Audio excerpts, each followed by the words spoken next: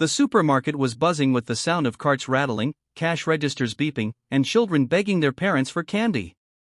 Sarah Blake, a single mom in her early 30s, pushed her half-empty cart slowly down the aisle.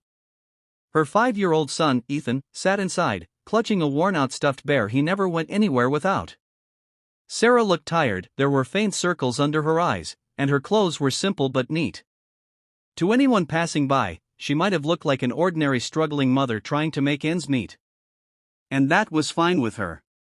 She didn't need people knowing who she used to be. But life had been hard lately. Sarah had left the Marines 5 years ago, just before Ethan was born, after losing her husband, also a Marine, in a deployment accident. Adjusting to civilian life had been rough. She worked 2 jobs, barely kept the rent paid, and shopped carefully, sticking to her grocery list like it was a lifeline. As she paused in the bread aisle, 2 women approached, Melissa and Carla. They were in their mid-30s, well-dressed, and laughing in a way that wasn't friendly. Sarah recognized them vaguely from around the neighborhood, the type who looked down on anyone who didn't fit into their polished world. Melissa glanced at Sarah's cart, then at Ethan.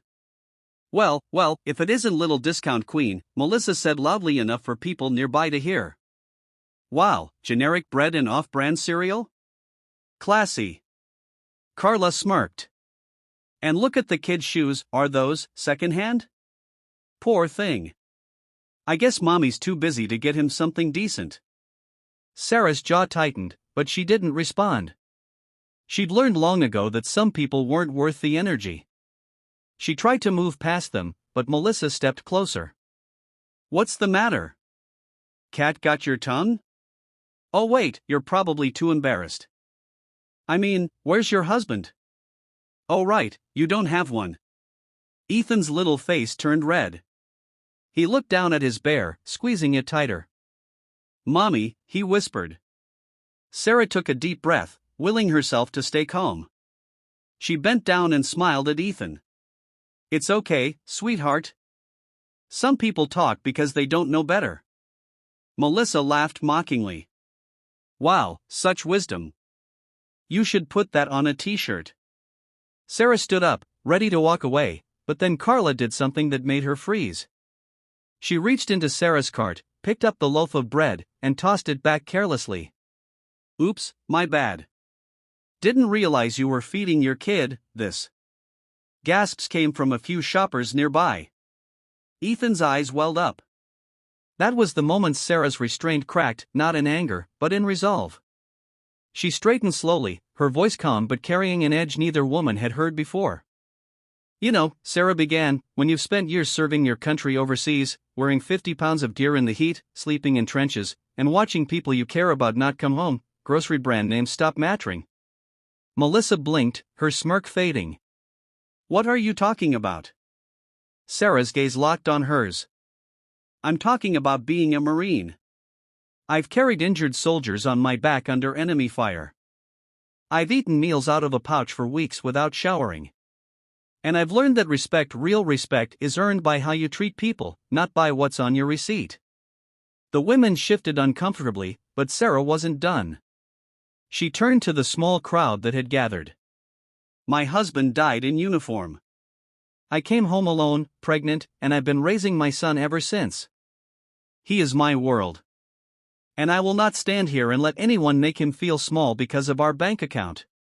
There was silence in the aisle, the kind that hangs heavy after truth is spoken. Then, from somewhere behind the onlookers, a man spoke up, "Ma'am, thank you for your service." Others echoed it, and the crowd began to close in, not to trap her, but to shield her from the women who'd humiliated her. Melissa's face flushed crimson. Carla looked like she wanted to disappear.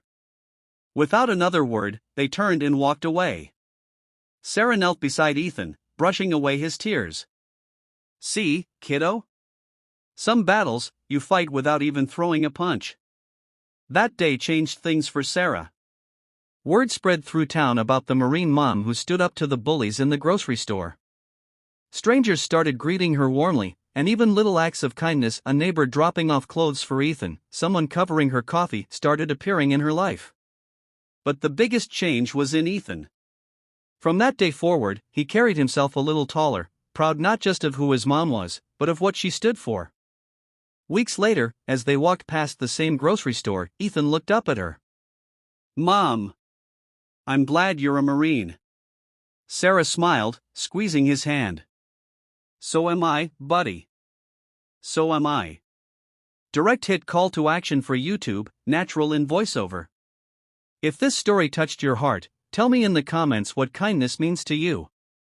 And if you believe the world needs more courage and compassion, join our community here on Be Kind Always. Your support helps us share more stories like this, stories that remind us all to stand up for what's right. If you want, I can now create 10 hyper-realistic image prompts from this story for thumbnails and visuals, making it perfect for a 5,000-word YouTube video flow. That will make it cinematic and emotionally gripping for your audience.